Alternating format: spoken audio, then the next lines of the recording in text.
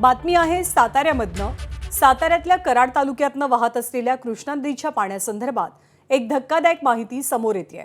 नदीतील पाण्याचा रंग अचानक हिरवा झाला आणि पाणी दूषित झालंय। या दूषित पाण्यामुळे नागरिकांच्या आरोग्यावरती गंभीर परिणाम होऊ लागलेत।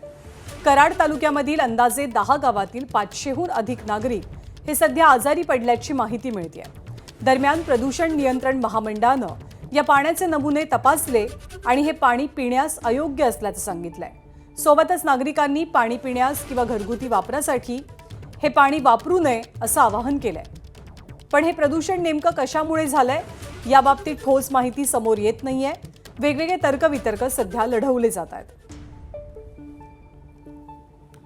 नदीच्या दूषित पाण्याच्या विषयी व्हिडिओ असतील, तहसीलदार असतील, प्रशासनाला हे हिरवगार पाणी घेऊन आलेलं आहे। जे पाणी ग्रामीण भागातील लोकांना प्यावं लागतंय हे जर तुम्ही पिलं तर काय अवस्था होईल हे आम्ही त्यांना दाखवायला आलेलो आहे। त्यावरती प्रशासनानं लवकरात लवकर खबरदारी घेऊन आमच्या नदीकाठच्या गावांना किमान टँकरची सोय तरी केली पाहिजे। कारण एमपीसी बोर्डाचं असं म्हणणं आहे हे पाणी पिऊ नका, हे पाणी पिल्यानंतर आजारी पडणार आहे। आता परिस्थिती अशी आहे ग्रामीण भागामध्ये की बरेच पेशंट आता डिसेंट्री असेल, गॅस्ट्रो असेल, अतिसार, जुलाब याच्यावरून आजार आहेत। मग याच्यावर शासनानं काहीतरी उपाययोजना केली पाहिजे आणि लवकरात लवकर मी म्हणतो आजच्याच किंवा उद्याच्या उद्या टँकरची सोय ह्या प्रशासनानं केली पाहिजे।